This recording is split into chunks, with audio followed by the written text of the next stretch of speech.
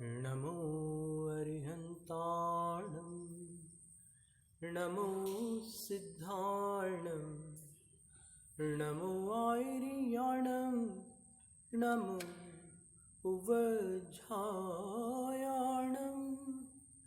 नमो लोय सव्वसाहु।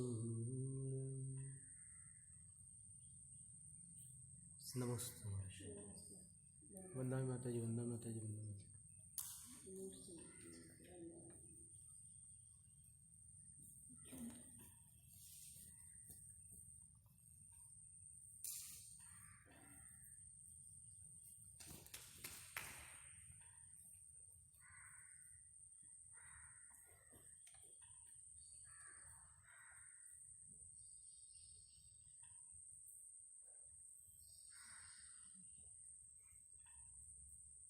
संयम की 8 शुद्धियों में से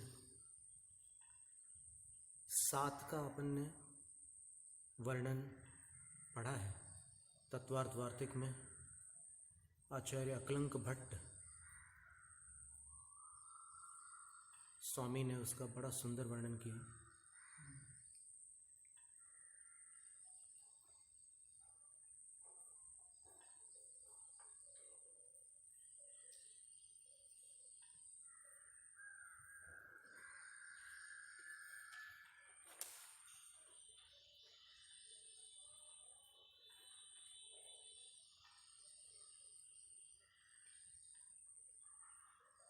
भाव शुद्धि, काय शुद्धि, विनय शुद्धि, ईर्यापद शुद्धि, फिर 5वीं भिक्षा शुद्धि, 6ठी प्रतिष्ठापन शुद्धि, 7वीं शयनासन शुद्धि और अंतिम जो है वो विनय वाक्य शुद्धि है। उसका वर्णन अभी पढ़ रहे हैं अपन।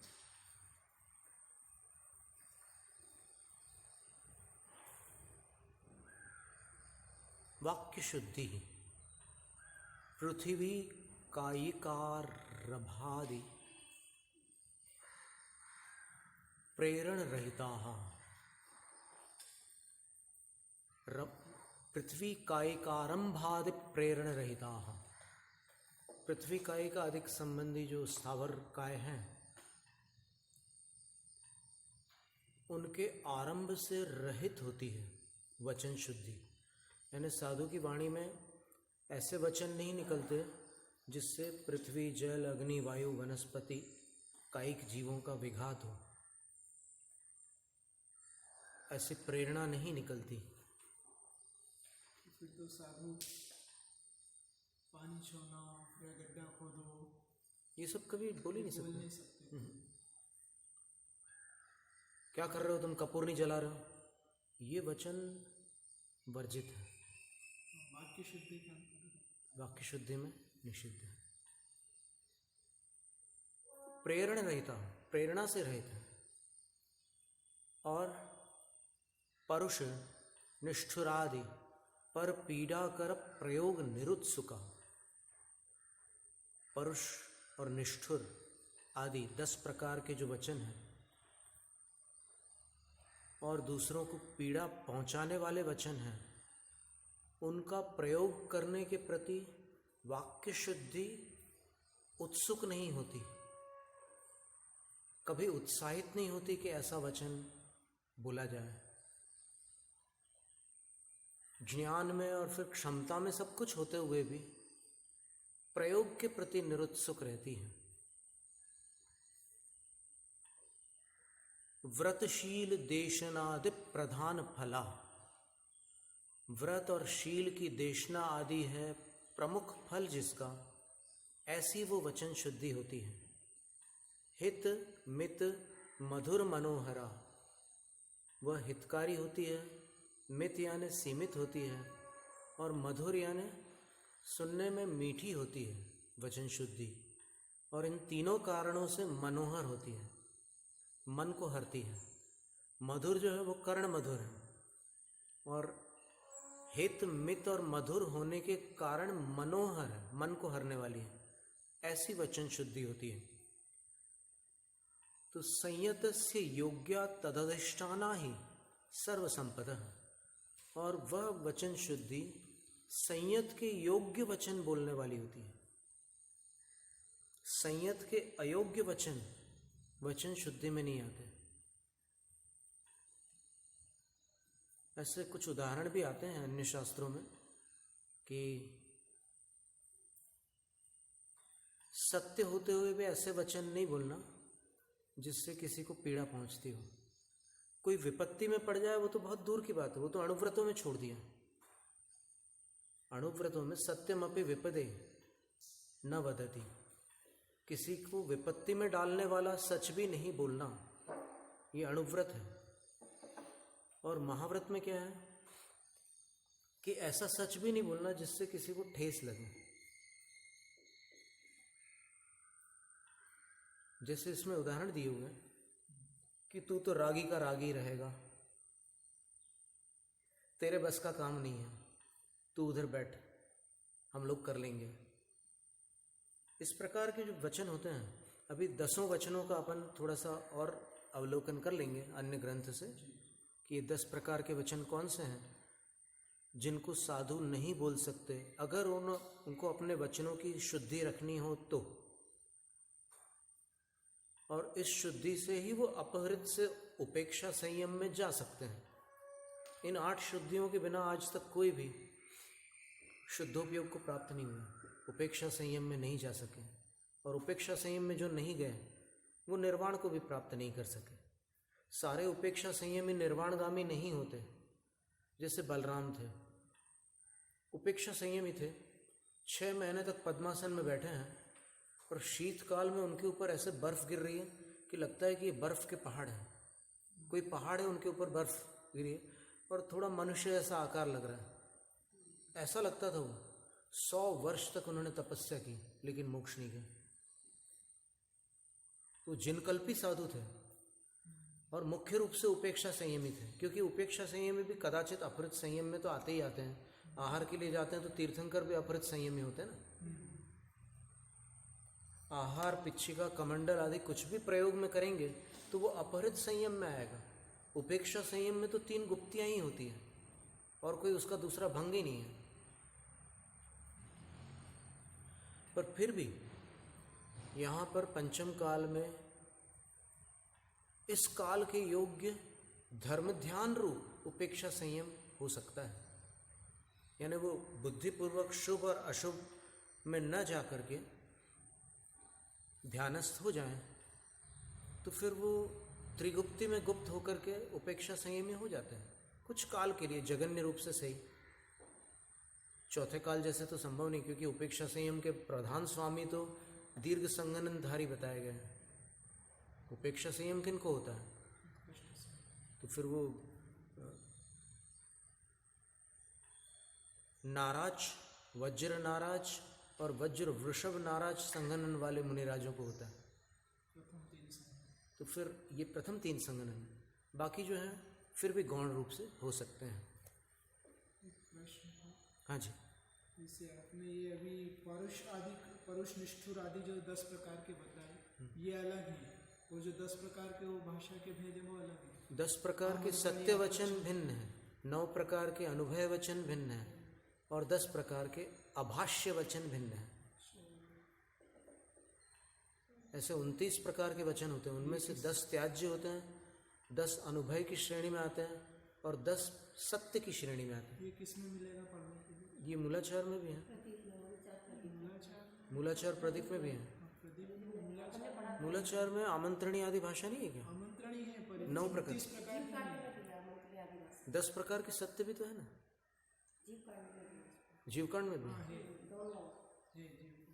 तो अपन 10 प्रकार के अयोग्य वचनों का वर्णन थोड़ा सा पढ़ लेते हैं। अपन वैसे तो धर्मस्थल में आप तो थे, धर्मस्थल में मार्ग में पढ़ा था अपन ने, लेकिन वहाँ पर हमें आचार्य पुष्पेंद्र महाराज श्री ने कहा था कि हमारे नवदीक्षितों को आप कुछ स्वाध्याय करा दो।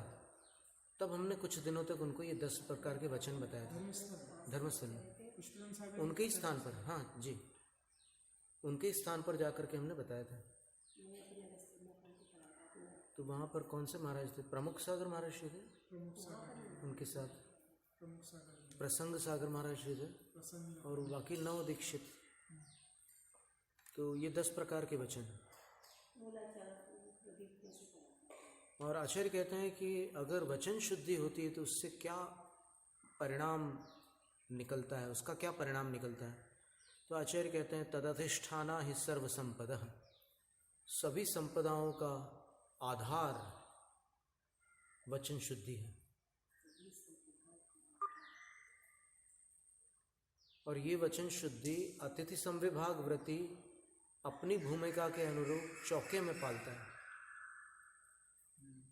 चौके में अयोग्य वचन नहीं बोल सकता कोई, अन्यथा उसकी वचन शुद्धि भंग होगी।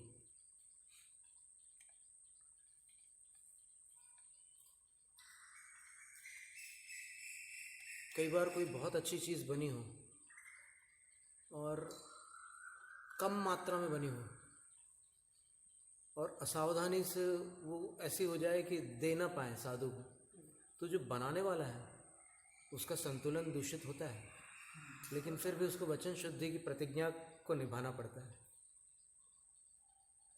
उसको आवेशपूर्ण वचन नहीं बोलने होते।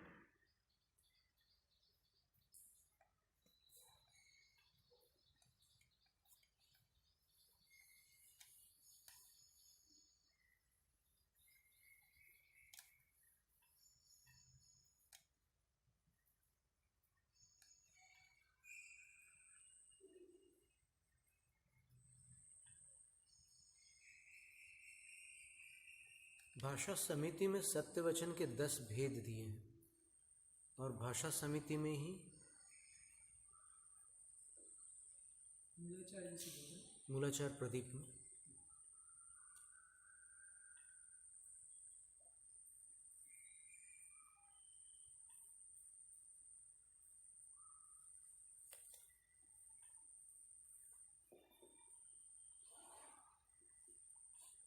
और 9 प्रकार के अनुभव वचन भी भाषा समिति में दिए हुए।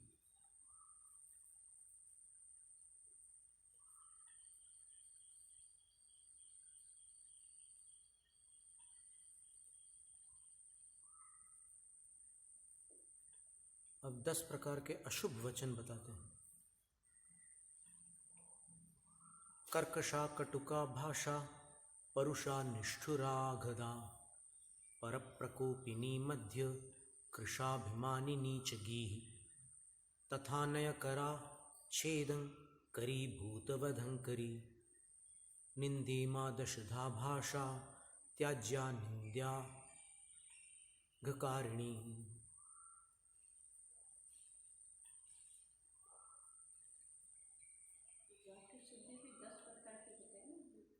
जी, वाक्य शुद्धि में ऐसी संख्या अलग से नहीं दी थी, अपन ने केवल पढ़ा था वाक्य शुद्धि में क्या क्या विषय है। यहाँ पर भाषा समिति में ये बता रहे हैं कि 10 प्रकार के वचन त्याज्य हैं। कौन से 10? तो पहला है कर्कश।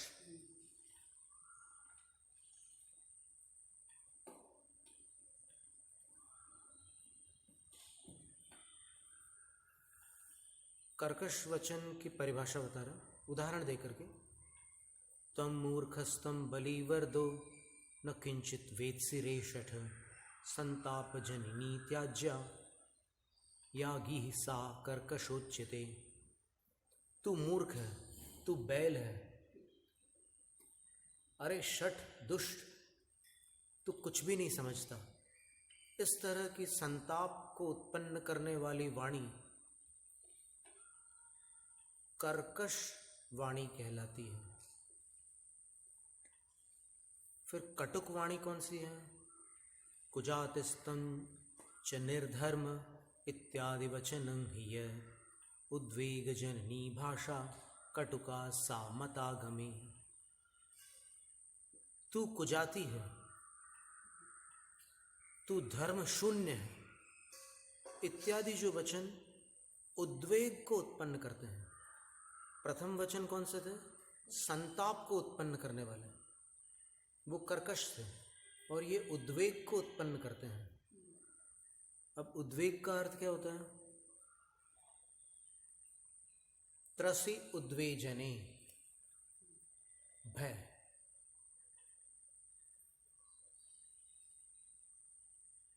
अथवा उद्वेग का एक अर्थ परेशान होना भी होता है। जो वचन परेशान करते हैं, उर्दू में परेशान शब्द है, यहाँ पर उद्वेग है।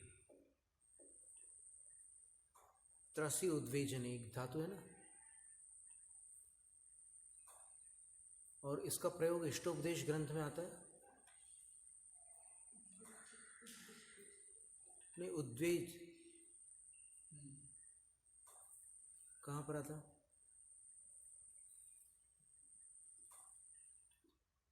एकदम शुरू में, वासना मात्रमेवैतत् छठा का सुखं दुःखं च देहिनां तथा ह्युद्वेजयन्ते ते भोगा रोगा एवापदी। देहिनां सुखम दुःखं च, प्राणियों के सुख और दुख, वासना मात्रम एव, जैसे हींग किसी पात्र में रख दिया जाए और उसको अलग भी कर दिया जाए, धो भी लिया जाए, तो उसकी गंध आती है, उसको वासना कहते हैं। तो ये संसारी प्राणी के अंदर एक ऐसे संस्कार के रूप में ये सुख और दुख की कुटेव पड़ी हुई है। वासना का अर्थ कुटेव है, बुरी आदत। तो ये जबरदस्ती, जहां सुख नहीं है वहां सुख मानता है, जहां दुख नहीं है वहां दुख मानता है।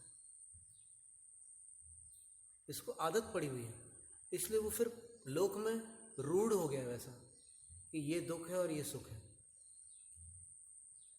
और फिर उसको आचार्य महाराज समझाते हुए उदाहरण दे रहे, तथा ही एते भोगा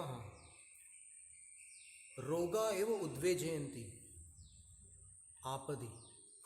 आपदाओं के आने पर यही भोग जो अपनी आदत के कारण अपने को सुख कारक लग रहे थे, यही भोग रोगा एवं उत्पेजयंती, रोगों के समान भयभीत करते हैं। डायबिटीज हो जाए और उसके सामने बढ़िया जो उसकी प्रियतम मिठाई थी वो अगर ऐसे रख दी जाए तो ऐसे देखता है, लेकिन ऐसे आंख इधर उधर घुमाता है। रोगा एवं उद्वेजयंती, वो डराते हैं वो भोग। तो जो डराते हैं उसमें सुख मानना भ्रांति है या तथ्य? ये बात है। तो उद्वेजयंती का अर्थ होता है भयभीत करता है। यहाँ पर भी तू कुजाति है ऐसा बोल दिया, तू धर्म रहित है, अधर्मी है, तो वो डर जाता है सामने वाला। यानी ऐसा लगता है कि जैसे मेरी पूरी शक्ति किसी ने छीन ली हो, पूरा उसका स्वाभिमान खत्म हो जाता है, उसको कुछ बोलने के लिए रहता ही नहीं। कर्ण के साथ ऐसा ही हुआ था। ऐसा एक जो महाभारत है उसमें एक श्लोक आता है,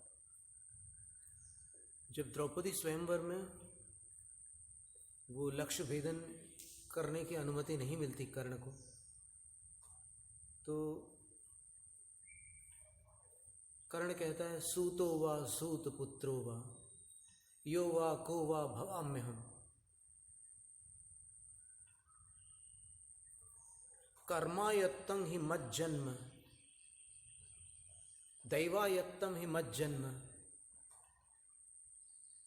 मदायत्तम ही पौरुषम। वो भयभीत नहीं हुआ क्योंकि वो वीर था।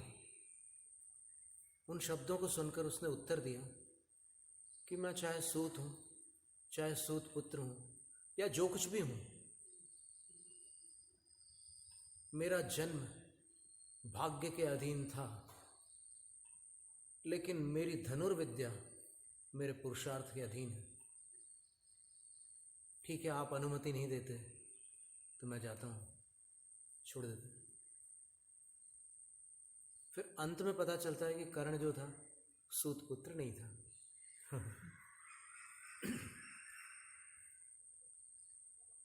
अनेक देश दुष्टों से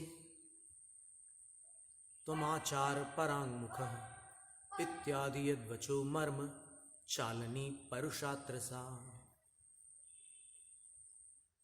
अब देखिए ये शब्द कितने मिलते जुलते हैं। कर्कश, कटुक, परुष, निष्ठुर। इन चार शब्दों को देखकर कई बार हम भ्रमित हो चुके हैं कि इनका क्या अर्थ करें, लेकिन उत्तरार्ध में स्वयं आचार्य बता रहे हैं कि जो संताप उत्पन्न करे वह कर्कश, जो भय उत्पन्न करे वह कटुक, और अनेक देश दुष्टों से तुम बहुभाग में दुष्ट हो। क्या अर्थ हुआ इसका? अनेक देश का अर्थ हो गया कि तुम अधिकांश दुष्ट हो, तुम आचार परांगमुख हो, तुम आचरण से विमुख हो, इत्यादि जो वचन मर्मचालिनी, अपने मर्म को चलित कर डालते हैं, यानी मर्म स्थानों तक को विचलित कर डालते हैं, अपना पूरा संतुलन बिगाड़ डालते हैं, ऐसे वचन परुष वचन है।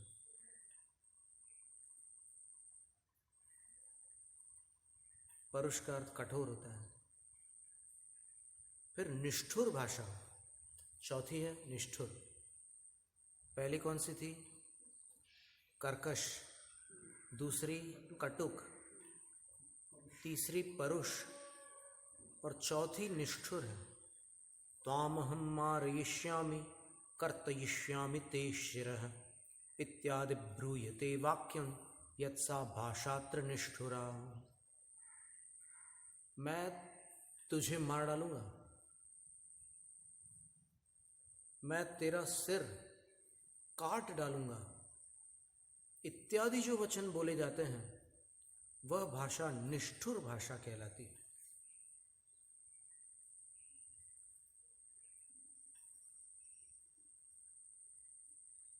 यानी बिल्कुल जान से ही मारने वाली बात आ रही है, इतनी कठोरता आ चुकी है। तो परुष में तो कठोरता थी, यहां तो ये महाकठोर हो गया, प्राण हरण की बात करने लग गया। ये निष्ठुर भाषा है।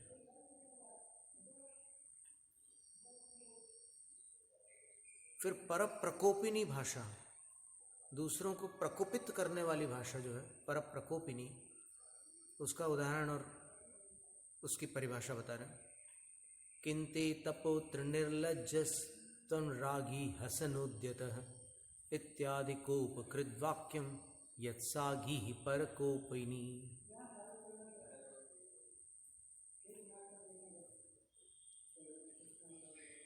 इस जीवन में तेरी दीक्षा किस काम की है, अथवा तेरी दीक्षा है ही क्या वस्तु? तू तो निर्लज है, रागी है, और हमेशा हंसने को तत्पर रहता है। जरा सी बात होती है खींखी चालू कर देता है। ये जो वचन है, ये वचन सामने वाले को कुपित करते हैं, सामने वाले में क्रोध उत्पन्न करते हैं। तो क्रोध उत्पन्न करने वाली वाणी को पर प्रकोपिनी भाषा कहते हैं।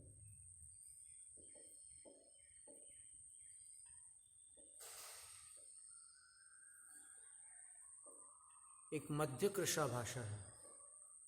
इसके उपरांत आने वाली छठे क्रमांक पर जो आ रही है वो मध्य कृषा है। हड्डानां मध्य भागंच यया निष्ठुरया गिरा कृत्यते सुमतां मध्य कृशा सा निर्दयात्र गीहि। मध्य कृशा वह भाषा है जो इन 10 वचनों में अत्यधिक निर्दय है। वह हड्डियों के मध्य भाग तक को गला डालती है, कृत्यते उसके कट कर डालती है, टुकड़े टुकड़े कर डालती है, हड्डियों के बीच के तक के। इतनी निर्दय भाषा होती है, उसका नाम मध्य कृशा है। मध्य का अर्थ क्या लेना? अस्थियों का मध्य भाग। ऐसे वचन जो हड्डियों के बीच तक के व्यथित कर डाले। और उस वचन को सुनने के बाद व्यक्ति फिर स्वस्थ नहीं रह पाता। वो वचन मान लो किसी ने बोल दिए तो वो सुनने वाला दुबला पतला हो जाता है, गुमसुम रहने लग जाता है, कभी विक्षिप्त हो जाता है और अंततः मर जाता है। तो मतलब पूरे जीवन तक उसको वो व्यथा चुभते रहती है, वो बात खटकते रहती है कि उसने मुझे ये बोला था, 28 साल पहले जो बोला था उसने, आज भी वो घाव बिल्कुल हरा भरा है। जैसे याद करते हैं तो बिल्कुल वही वेदना, जैसे मैं वही हूँ वही प्रतीत होता है। ये मध्य कृशा भाषा है। एक बार कोई आर्यका माता जी को किसी ने ऐसा कुछ बोल दिया था। माता जी का कोई दोष नहीं था उसमें, लेकिन उनको किसी ने बोल दिया था कि तुम कलंक हो। उनकी संलेखना हो गई। उनको भूख लगना बंद हो गई और बहुत सारी ऐसी जटिल स्थितियां बन गई कि वो फिर अब नहीं रही। अब न गुरु को पता है कि किसने क्या बोला है, न बोलने वाले ने कभी कोई प्रायश्चित लिया, लेकिन एक वचन ने एक मूलाचार की चर्या पालने वाले प्राण ले लिया। ये इन ऋणों को चुकाए बिना किसी को मुक्ति नहीं मिलने वाली है। कोई अगर ये समझ ले कि मैं इतना चर्या पाल रहा हूँ और ये कर रहा हूँ वो कर रहा हूँ, संलेखना कर रहा हूँ, सब कुछ कर रहा हूँ, पर ये बड़े भारी ऋण है। ये निकाचित ऋण है, निधत्त और निकाचित की श्रेणी में आने वाले ऋण। क्या बोलते समय अपन को नहीं लगता उतना कि सामने वाले पर क्या बीत रही है। बड़ी सरलता से वचन निकल जाता है। कई बार ऐसा भी होता है ना कि देखिए 12 राशियां हैं, उन 12 राशियों में कुछ ऐसी राशियां हैं जो पर संवेदनशील होती है, आधी पर संवेदनशील होती है, और कुछ राशियां स्वसंवेदनशील होती है। कुछ राशियों को क्या अपनी वेदना समझ में आती है, दूसरों की कम समझ में आती है अथवा नहीं भी आती, तो वो तो बोल करके चले जाते हैं, अरे मैंने इतना सीरियसली थोड़ी बोला था, तुम तो एकदम बुरा मान गए। पर वो सामने वाला कौन सी राशि का ये भी देखना है ना, किसको कैसे पीड़ा पहुंचती है। यही तो अहिंसा महाव्रत में सिखाया है। देखो, ककड़ी पर कुल्हाड़ी नहीं चलाई जाती,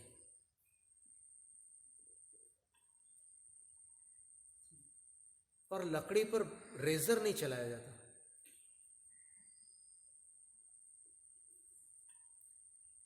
तो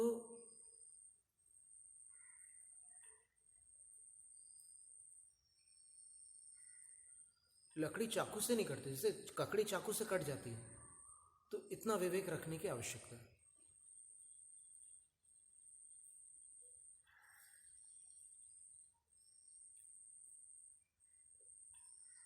बहुत गंभीर बात है। फिर अब समय पहाड़ में आप चले जाएं तो वो जिनको वचन सुनने मिले हैं और फिर वो व्यथित हो रहा है, तो उनके लिए एक गाथा पर्याप्त है कि अच्छे या बुरे वचन तुमसे ये नहीं कहते कि तुम मुझे पकड़ के बैठ जाओ। सुहम असुहम च सद्दम नतम भणई सुण सुमंति सोचेव। और तुम्हारी आत्मा भी शरीर से निकलकर उन वचनों को ग्रहण नहीं करती। नय विण गहियम सोद मदम सोद विषय मागदम सद्दम, समय पावड़। तो जब आत्मा बाहर नहीं जा रही है, शब्द को आत्मा जानबूझकर पकड़ नहीं रहा है, मैंने स्वभाव से तो नहीं पकड़ रहा है, वो कषाय से ही पकड़ रहा है। तो वर्णी जी ने एक बड़ी बात लिखी थी अंतिम पत्र में अपने, जब संलेखना हो रही थी उनकी, संलेखना उनकी ईसरी में हुई है, शिखर जी से 8 किलोमीटर दूर। तो उनने अपना अंतिम पत्र जो लिखा था उसमें लिखा था कि मेरा बहुत लोगों से दीर्घकालीन संपर्क रहा है, संबंध रहा है, और कभी उनके कारण मैं आकुलित हुआ और कभी मेरे कारण वो आकुलित हुए हैं। तो अब मेरा प्रस्थान का समय आ चुका है, तो मैं उन सब के प्रति क्षमा भाव धारण करता हूँ। मेरे अंदर उनके प्रति कोई भी संकल्प विकल्प नहीं है। मैं उनकी भूल को भूलता हूँ। भूल को भूल जाना क्षमा है।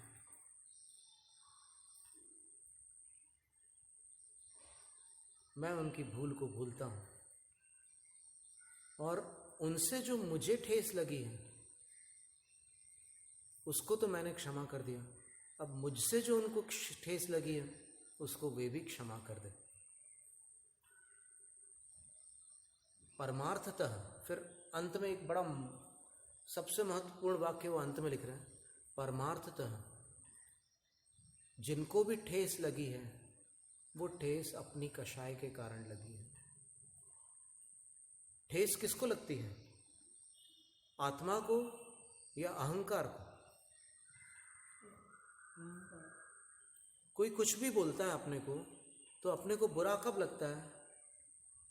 जब अपन अपनी उस छवि में चले जाते हैं, जो छवि आत्मा का परमार्थ स्वरूप नहीं है, किंतु इस पर्याय में जो छवि अपन ने अर्जित की है। ये सावधानी से सुनने वाले शब्द हैं। जो अतीत के अनुभव है वो उस छवि में समाविष्ट है, और जो वर्तमान में एक प्रतिष्ठा प्राप्त है वो भी उस छवि में सम्मिलित है। पर ये अतीत के अनुभव अथवा वर्तमान की प्रतिष्ठा अथवा जो नाम है, जो यश है, ये सब आत्मा के परमार्थ स्वरूप नहीं है। ये केवल पुण्य के उदय से प्राप्त पर्याय हैं, और इस पर्याय को जीव चाहने लग जाता है। जीव को अपनी छवि से प्रेम हो जाता है, और जिससे प्रेम हो जाता है उसको क्षति पहुंचने पर ठेस लगती है।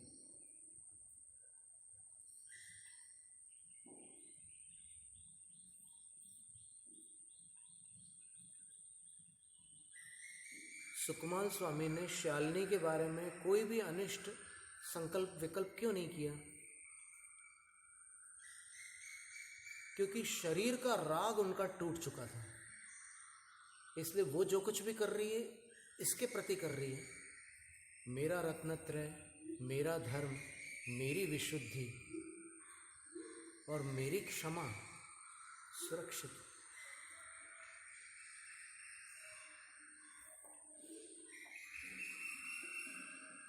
कोई कषाय नहीं हुई इनको। दुख हो रहा था, दुखी नहीं हो रहे थे। इसी का नाम साधना है। क्या अलौकिक जीवन होता है साधकों का। पुरुषार्थ सिद्धोपाय की एक कारिका में अलौकिक शब्द आया हुआ है।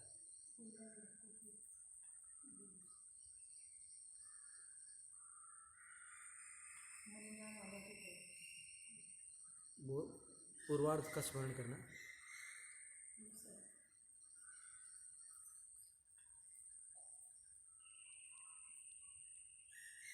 करम्बिताचार्य नित्य निर्विमुखा।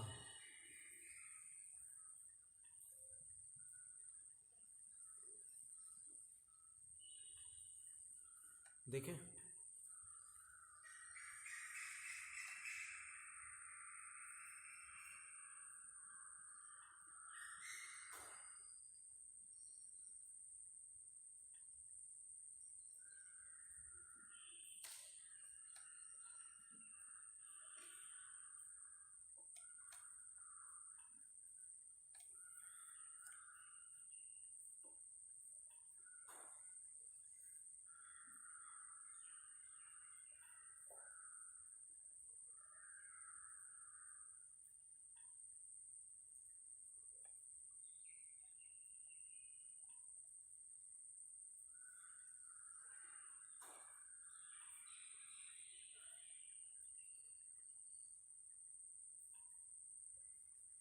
भवति यतीनाम अलौकिकी वृत्ति।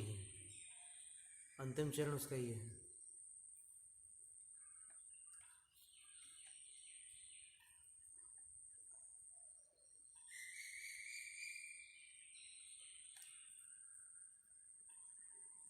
अनुसरतां पदमीत करम्बिताचार नित्य निर्भिमुखा एकांत विरति रूपा भवति यतीनामलो भवति मुनीनामलौकिकी वृत्ति। पुरुषार्थ सिद्ध्योपाय के पद का अनुसरण करने वालों की जो वृत्ति होती है वह करम्बित आचार से नित्य निरभिमुख होती है।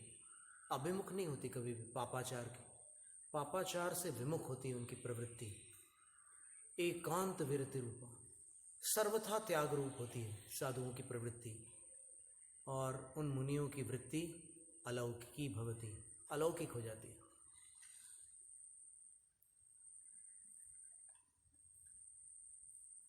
तो ये शरीर भी जिनके लिए पराया हो जाता है वो ऐसे घोर उपसर्गों पर विजय प्राप्त कर लेते हैं।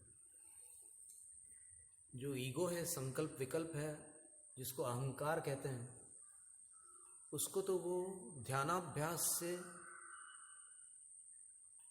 दूर कर ही देते हैं। वो मिथ्यात्व वाला अहंकार तो बहुत पहले छूट चुका था। फिर अब यहाँ सविकल्प सम्यक्त के साथ जो अहंकार रहता है उसके भी पार चले जाते हैं। और फिर वो जानते हैं कि जो भी पीड़ाएं होती है, जो भी ठेस लगती है, शारीरिक व्याधियों के अतिरिक्त जो भी अंतरंग पीड़ाएं हैं वो मनःकृत है, कषायकृत है।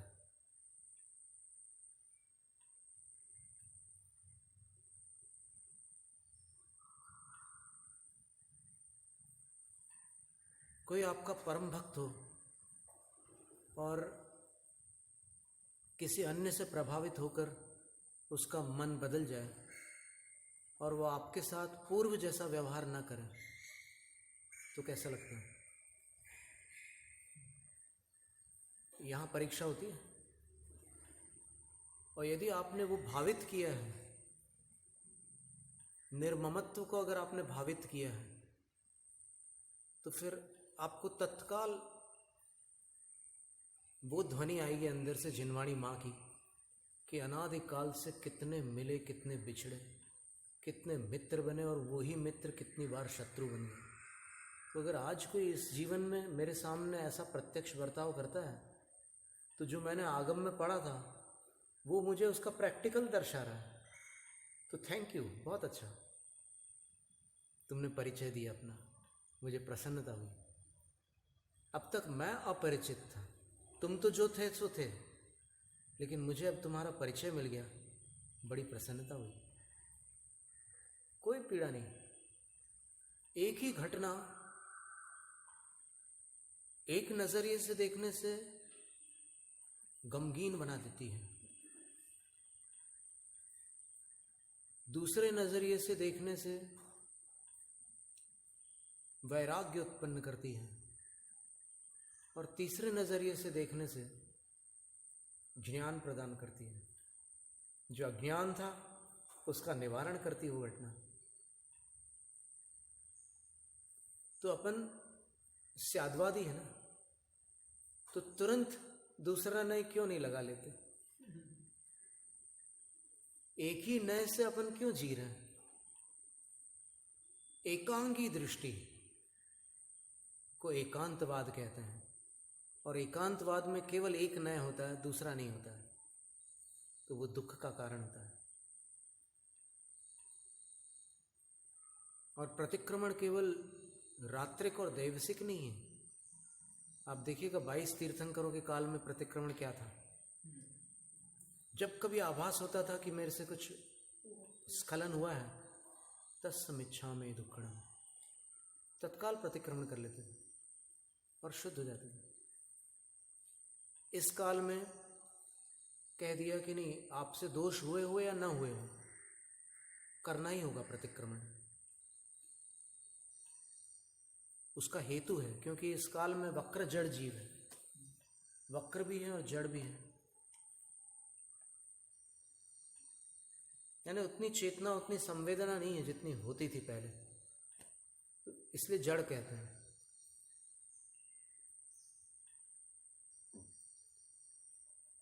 तो ये मध्य कृशा जो भाषा है वो अंदर तक हड्डी को गला डालती है, तो उस भाषा का त्याग करना बताया है। और ये ठीक है कि वर्णी जी ने तो बहुत सुंदर बात लिख दी कि दोनों को जो भी ठेस लगी थी वो अपने कषाय के कारण लगी थी, पर ऐसा अगर आप किसी कषाय करने वाले को बोलोगे ना तो वो और गुस्सा हो जाएगा, पर कॉपी नहीं हो जाएगी उसकी। तो अपन उसको नहीं, वो अपन अपनी आत्मा को कह सकते हैं कि मुझे जितनी ठेस पहुंची मेरी कषाय से पहुंची। ठीक है, मैंने जो शास्त्र पढ़े हैं उसके अनुसार सामने वाले को ऐसा नहीं करना था, लेकिन सामने वाला वैसा कर रहा है और वो मुझे अपेक्षित नहीं है, तो मुझे अपेक्षा न होने के कारण भी कष्ट हो रहा है। एक तो उसकी प्रवृत्ति से जो मेरे अहम को ठेस पहुंच रही है उसका कष्ट हो रहा है, और दूसरा कष्ट ये हो रहा है कि उसको ऐसा नहीं करना था, उसको नहीं करना था, उसका एक अलग कष्ट हो रहा है, तो डबल कष्ट हो रहा है। और सामायिक के पहले प्रतिक्रमण कर लो, खम्मामी सब वहां पर खम्मामी बोलते समय पसीना आ जाता है। जब कोई घटना हो जाती है उसके बाद आप खम्मामी बोलो तब पता चलता है कि क्या कह रहा हूं मैं, क्या नहीं, इससे आगे तो बढ़ ही नहीं सकता। खम्मामी के यहीं अटक रही है मेरी गाड़ी, इसके आगे तो मैं जा ही नहीं पा रहा हूं। तो आप 9 बार बोलिए खम्मामी शब्द जीवाणु, और फिर बीच बीच में नमोकार मंत्र बोलिए और प्रार्थना करिए कि हे नमोकार मुझे क्षमा करने की शक्ति दो। तो नमोकार में सब प्रकार की शक्तियां हैं, तो वो दे देगा शक्ति, आप अगर सच्चे हृदय से प्रार्थना करेंगे तो। मुझे क्षमा करने की शक्ति दो। क्षमा के ऐसे ऐसे दृष्टांत हैं कि अपन कल्पना भी नहीं कर सकते कि ऐसी परिस्थिति में भी कोई किसी को क्षमा कर सकता है। तो खम्मामि सब जीवाणु, और फिर सामायिक करो। सामायिक में क्या है, संकल्प और विकल्प से ऊपर उठना है, अपने अंतरात्मा से कहना है कि हे आत्मन क्या विकल्प कर रहे हो, मैं क्यों कर रहे हो, मैं कर रहे हो इसलिए तो मेरा अपमान हो रहा है, उस मैं को हटा दोगे तो मेरा क्या बचेगा। सिद्ध स्वरूपी का स्मरण करो। यदा मोहात् प्रजायेते रागद्वेषौ तपस्विनः तदैव भावयेत् स्वस्थ मात्मानं शाम्यतः क्षणात्। एक क्षण में 4 मिनट से अधिक समय नहीं लगेगा। जो भी तीर्थंकर बने हैं उन्होंने अपने हर दोष को 4 मिनट में निवारित कर दिया। 4 मिनट का एक क्षण होता है, और जिनके अंदर 4 मिनट में अपनी कलुषता को दूर करने की क्षमता नहीं है वो तीर्थंकर नहीं बन सकते। ये बात भी है। क्षण लव प्रतिबुद्धता, धवला की 8वीं पुस्तक में लिखा है कि तीर्थंकर प्रकृति का बंध किनको होता है। बोले जो अधिकतम 4 मिनट लगाते हैं मन को निर्मल बनाने में। कितनी बड़ी बात है। इससे अनुमान लगा लो कि तीर्थंकर असंख्यात जीवों में एक क्यों होते हैं। असंख्यात जीव में एक कोई तीर्थंकर बन पाते हैं, बहुत बड़ी बात है।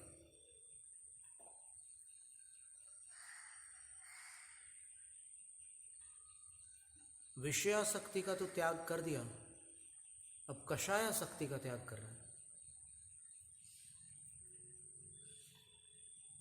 कषाय को जल्दी न छोड़ना कषायासक्ति है। कषाय को न छोड़ पाना कषायासक्ति है, विषय को न छोड़ पाना विषयासक्ति है। अरे हटाओ, चलो क्षमा करते हैं, क्या हम पकड़ के बैठे तुम्हारे, कोई बात नहीं, गलतियां सबसे होती है। और वास्तव में जिसने मेरे प्रति त्रुटि की है उसने मुझे स्मरण कराया है, आगम का स्मरण कराया है। जो जैसा करता है वो वैसा फल पाता है।